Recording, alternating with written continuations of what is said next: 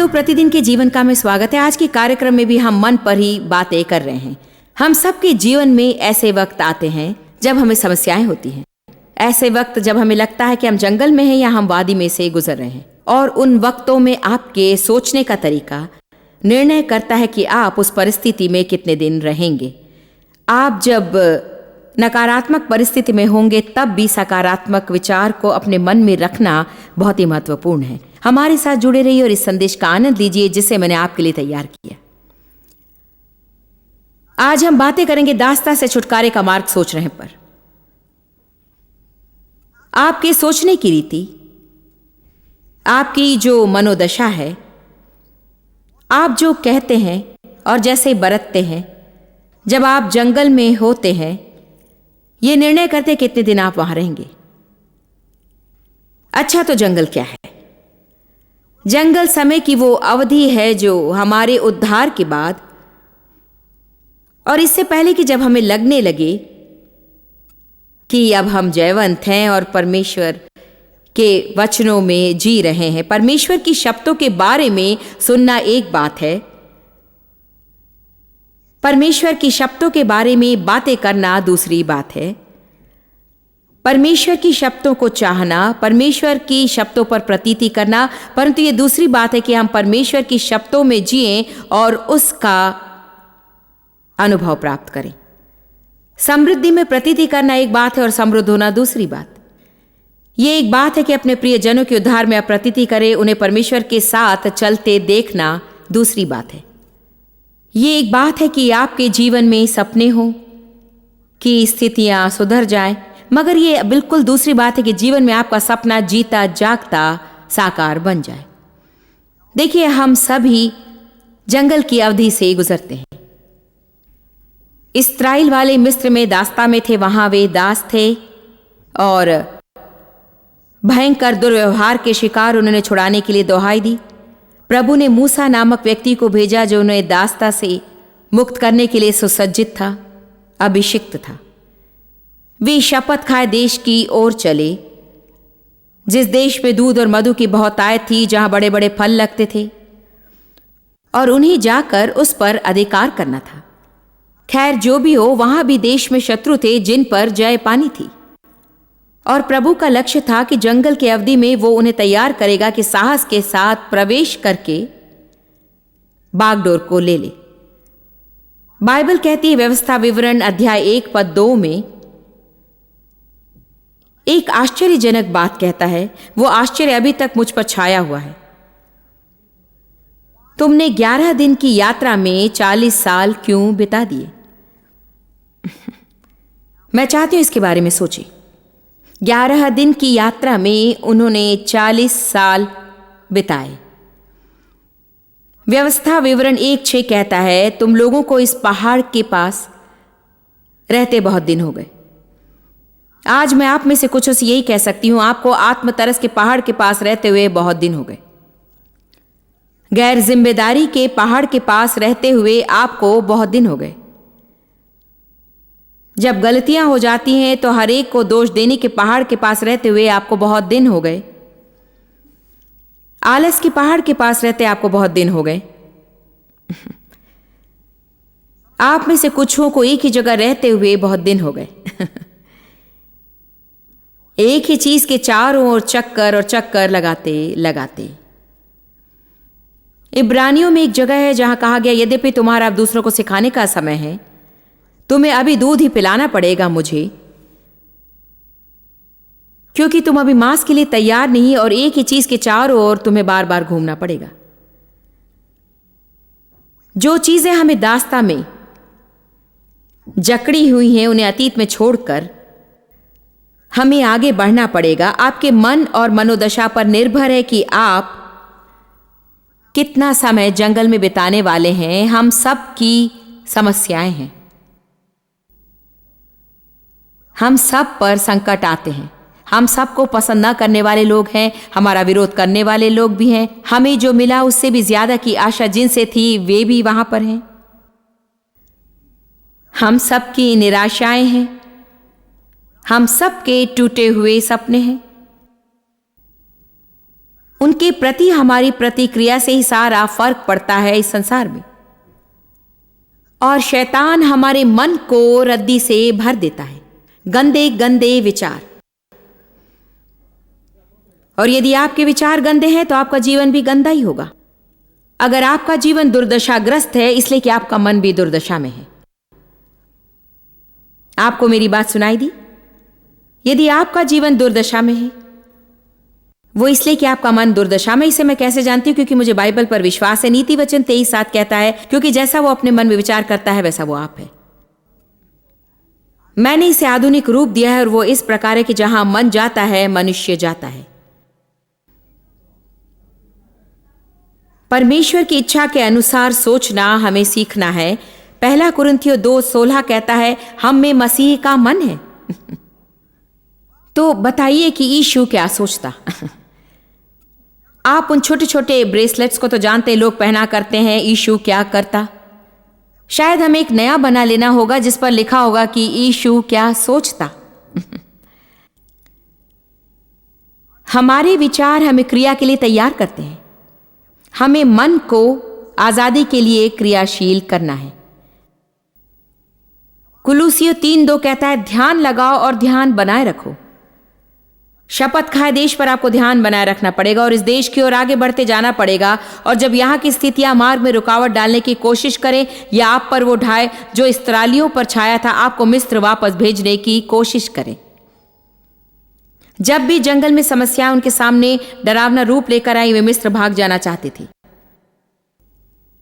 जब लोग मसीह को ग्रहण करते हैं, उनसे ये न कहकर कि संकटमय समय का भी सामना होगा, हम शायद भूल करते हैं। मैं ये नहीं कहूंगी कि यदि आप मसीह को अपना उद्धारक मान ले तो आपको फिर कभी कठिन दिन नहीं देखने पड़ेंगे, मगर ये कहूंगी कि आपको अपने आप कष्ट दूर करने की कोशिश नहीं करनी पड़ेगी, क्योंकि परमेश्वर सदा आपके साथ होगा मदद करने के लिए और कठिन स्थानों में से निकाल ले जाएगा। मेरी बात मानिए कि यीशु के साथ आपका सबसे बुरा दिन उसके बिना सबसे अच्छे दिन से बेहतर होगा। विश्वासी होने के नाते आप जो भी करें, जब आप पर संकट या निराशा का हमला हो, आप पीछे ना मुड़ जाएं, जहां से आए थे वहीं लौट न जाएं। आगे बढ़ते रहिए, अच्छी मनोदशा अपनाइए, सकारात्मक स्वीकृति रखिए। शैतान को अपना मन गंदे विचारों से भरने न दे। मैं दोबारा कहना चाहूंगी, आप जो सोचते हैं, जो मनोदशा अपनाते हैं, आप जो कहते हैं, जैसा बर्ताव होता है, जंगल में होने के दौरान निर्णय करेंगे कि आप कब तक वहां रहेंगे।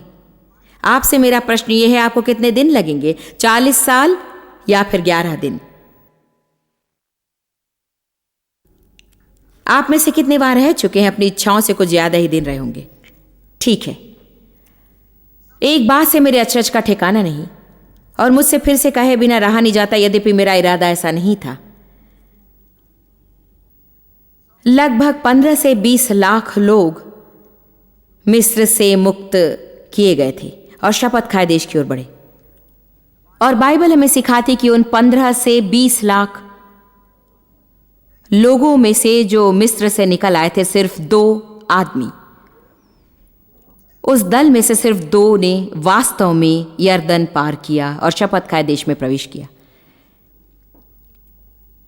इस 100% का आंकड़ा हमें विस्मय में डाल देता है।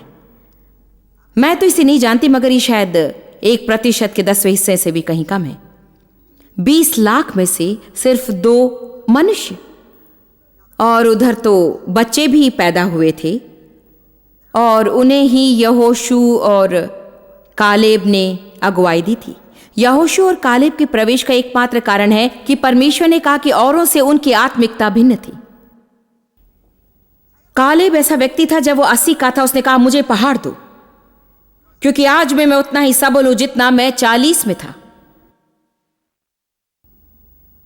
एक बात जानते हैं, ये उसकी मनोदशा थी, ये उसका मनोभाव था। आप देखिए, बूढ़ा मनोभाव पा सकते हैं, ओ मैं बहुत बूढ़ा हूं, या आपका मनोभाव यूं हो सकता है कि मैं बहुत छोटा हूं, या आपका मनोभाव यूं कहता है कि मुझे पर्याप्त शिक्षा नहीं मिली, मेरे पास पर्याप्त धन नहीं, मेरे पास मदद करने वाला नहीं। जानते आपके पास क्या है? परमेश्वर है। जो है उसके बारे में सोचना शुरू करें, जो नहीं है उसके बारे में सोचना आप बंद करें।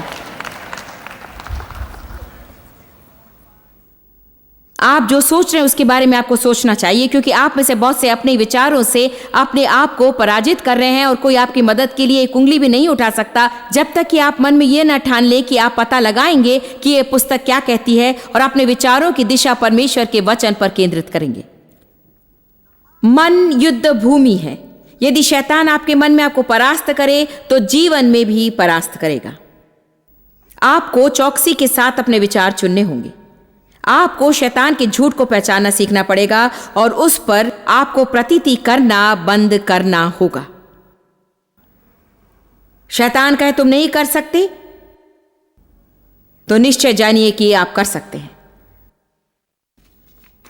जब शैतान कहे असंभव, तो आपको स्मरण रखना होगा कि परमेश्वर ने कहा था कि सब कुछ संभव है। तो इस्राएलियों ने सोचा, जैसा कि हम अक्सर सोचते हैं, उन्होंने सोचा उनकी समस्या थी उनके शत्रु, और वे थे हिब्बी और यबूसी और परिज्जी और बहुत से ऐसे लोग। और हमारे जीवन में भी ऐसे बहुत से हिब्बी, यबूसी और परिज्जी लोग होते हैं, और वे भी बुरी हालतों को पैदा करते हैं। बुरे बॉस का कहा मानना, क्रोधित पड़ोसी से निभाना, पेट दर्द की हमदर्दी, दिमाग चाटने वाला बच्चा, काश की इस पति से मेरी शादी नहीं हुई होती, और निर्धनता की समस्या। तो आप लोग मेरे साथ हैं। मगर वास्तव तो यह है कि वे शत्रु उन्हें उस शपथ खाए देश से बाहर रोके नहीं रखे हुए थे। आप शपथ खाए देश में वास कर सकते, फिर भी जितना धन चाहिए शायद ना हो। आप शपथ खाए देश में वास कर सकते हैं और आपके पति मिस्टर परफेक्ट शायद ना हो। आप शपथ खाए देश में वास करते हैं और शायद एक कठिन बच्चे से निपटना पड़े। आप शपथ खाए देश में रह सकते हैं और आपका बॉस आपसे शायद सही बर्ताव ना करे। शायद आपको मुझ पर विश्वास नहीं, क्योंकि प्रभु में एक स्थान है जिससे ऊपर हम उठ सकते हैं। शैतान आनंद पा नहीं सकता यदि आप उसे ना दे, और ना आपकी शांति पा सकता यदि आप उसे ना दे। किसी और के बुरे चुनाव के लिए असुखी होना आप कब बंद करेंगे? आपने मेरी बात नहीं सुनी। किसी और के बुरे चुनाव के लिए असुखी होना आप कब बंद करेंगे और कब अपना जीवन शुरू करेंगे? आप में से कुछ को जीवन मिलना चाहिए।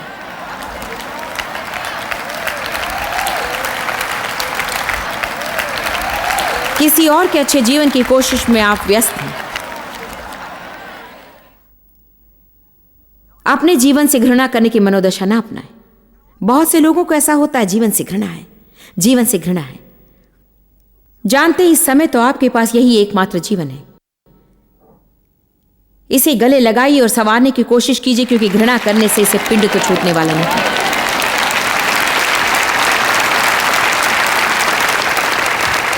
मुझे अपने जीवन से घृणा है, अपने आप से घृणा है, नौकरी से घृणा है, अपनी कार से घृणा है, घर से घृणा है, पड़ोसियों से घृणा है। अपने आप से घृणा एक बेवकूफी है, क्योंकि आप अपने में फंसे हैं। जहां भी आप जाएंगे आप आपके साथ होगा। आप बाथरूम भी नहीं जान सकते उसके बिना, आप नहा नहीं सकते उस आपके बिना। कम ऑन, थोड़ा आप ज्ञान संचार कीजिए। इच्छा के बिना किसी से जाकर 15 मिनट के लिए मिलने में कितनी दुर्दशा होती है जानते हैं?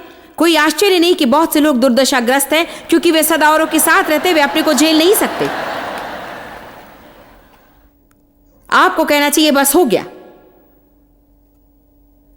मैं जो होना चाहूंगा शायद हो नहीं सकता, मगर यही वास्तव है और शुरू करने के लिए कुछ मिल गया है। कुछ बेहतरी लाने की कोशिश करें।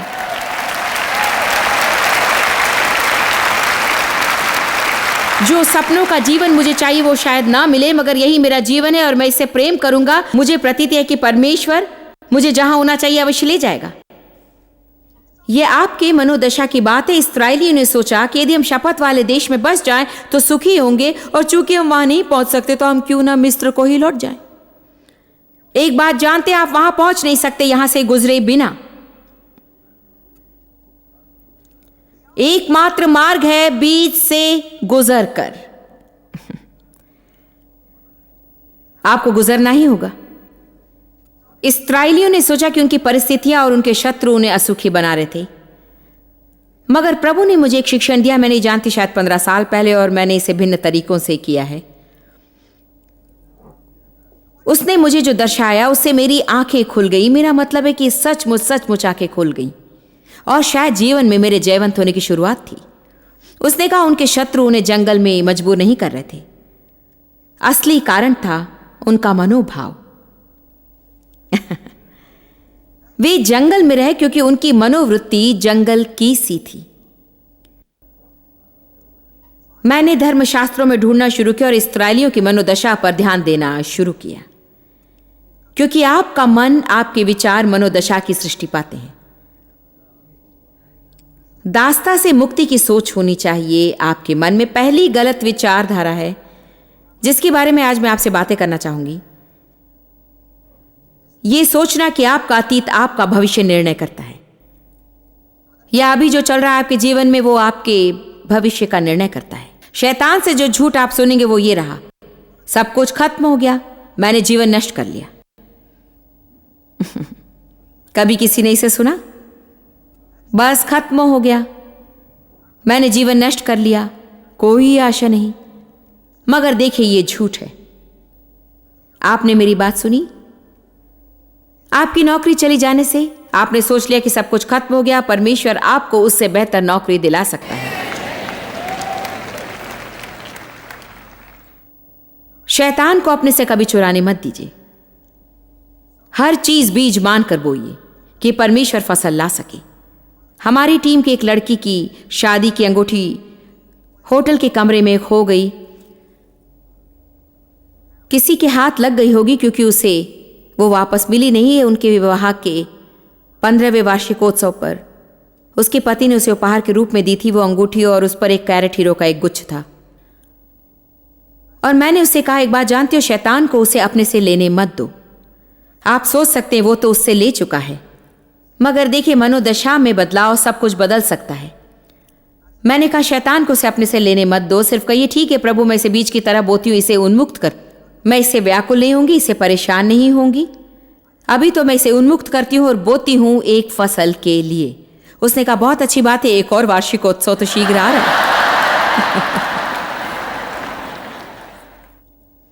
आमीन। एक बार हम अपने टेलीविजन स्टेशन पर थे जो हमारा सर्वोत्तम स्टेशन था। उस समय हमारी सेवकाई छोटी थी और वो स्टेशन बहुत ही हम लोग सिर्फ इसी स्टेशन पर हफ्तों में एक बार होते। और एक दिन अचानक उन्होंने फोन किया और कहा कि हमने आपके टाइम स्लॉट में कुछ और कार्यक्रम का फैसला किया, सो हम आपका कॉन्ट्रैक्ट रद्द कर रहे हैं। मैंने सोचा कैसे रद्द कर सकते हैं, हमारे बीच कॉन्ट्रैक्ट है। तो कॉन्ट्रैक्ट का कोई मूल्य नहीं, क्योंकि वे जो चाहे कर सकते हैं। और इससे तो मेरा दिमाग बिल्कुल खराब हो गया, क्योंकि हमें बहुत समय लगा है दर्शक निर्माण में। कभी कभी वे आपका इस्तेमाल करते हैं अपने लिए दर्शन मंडली बनवाने में, उसके बाद टाइम स्लॉट में कुछ और डाल देते हैं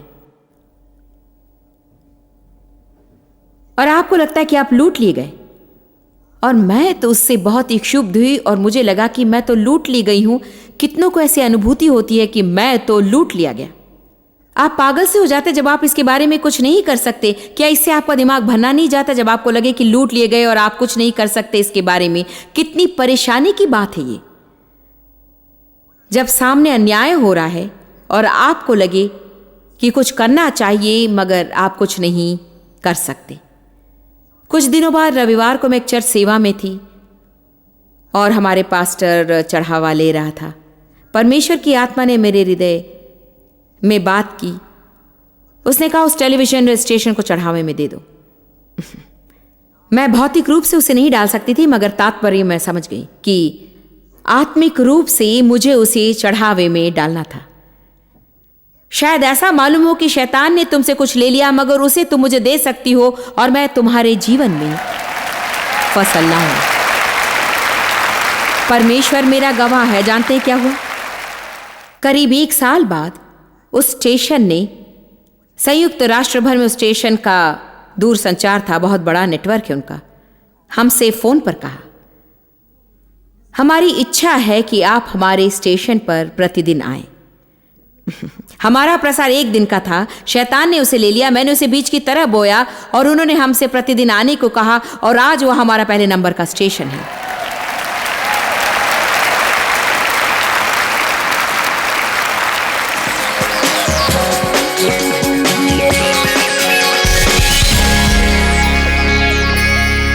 बाइबल कहती है रोमियो 3 में कि हम सब ने पाप किया है और परमेश्वर की महिमा से रहित हैं। मगर अगला पद सचमुच सुसमाचार है। कहता है इसलिए सब परमेश्वर से सही किए जा सकते हैं यीशु मसीह में विश्वास द्वारा। क्या आपका परमेश्वर से व्यक्तिगत रिश्ता है उसके पुत्र यीशु मसीह के माध्यम से? क्या अपने पापों की क्षमा आपको चाहिए? क्या आपको अपने जीवन में दुर्दशा से छुटकारा चाहिए? क्या आपको यह आश्वासन चाहिए कि आप मरने के बाद स्वर्ग जाएंगे? क्या आपको एक दोस्त चाहिए? क्या आप चाहते कि आपको भविष्य की दृष्टि मिले? अगर ऐसी बात है तो आपके प्रश्नों का समाधान आज मिल सकता है मेरे साथ एक विशेष प्रार्थना में भाग लेने से। जैसा कह चुके हम पापी हैं, मगर हम में से कोई भी पापों का मूल्य नहीं चुका सकता। वे बहुत बड़े हैं। हम में से कोई भी अपने कर्मों से धर्मी नहीं ठहराया जा सकता। इसीलिए उसने अपने इकलौते पुत्र को भेजा हमारे लिए क्रूस पर मरने को। उसने सारे पाप ले लिए, हमारे पापों की सजा उसने भोगी, हमारे पापों का मूल्य उसने चुकाया। वो मर गया, वो 3 दिन एक कब्र में था, मगर पिता की महिमामयी शक्ति द्वारा वो मरे हुओं में से जिलाया गया और अब वो परमेश्वर के दाहिने बैठा है और वो आपके भीतर भी वास करना चाहता है अपने पवित्र आत्मा की शक्ति के माध्यम से। यदि आपको विश्वास है कि परमेश्वर सच्चा है और उसे आपसे प्रेम है और आपके लिए मरने को अपने पुत्र को भेजा और आप यीशु मसीह को अपना उद्धारक मानकर ग्रहण करने को तैयार हैं और यीशु में एक नया जीव बनने को, तो मेरे साथ इसी समय इस प्रार्थना में भाग लीजिए। मैं चाहती हूँ कि आप उच्च स्वर में प्रार्थना करें, क्योंकि आज आप पाबंद रहे हैं और जीवन भर रहेंगे। कहिए, पिता परमेश्वर तुझसे प्रेम है। यीशु तुझ में विश्वास है। विश्वास है तू मेरे लिए मरा। विश्वास है तूने मेरे लिए लहू बहाया। विश्वास है कि मैं जिस सजा के योग्य था तूने उसे ले लिया।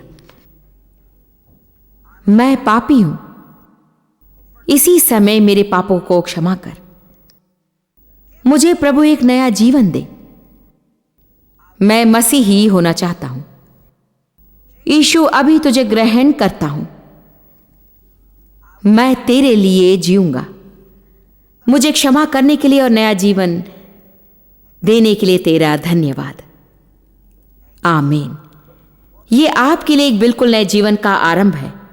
आप शायद पूरी तरह इसे समझे नहीं होंगे अभी आपने जो किया, मगर भीतर एक अद्भुत अनुभूति जागृत है कि हम चाहते कि आपका जीवन उज्जवल हो।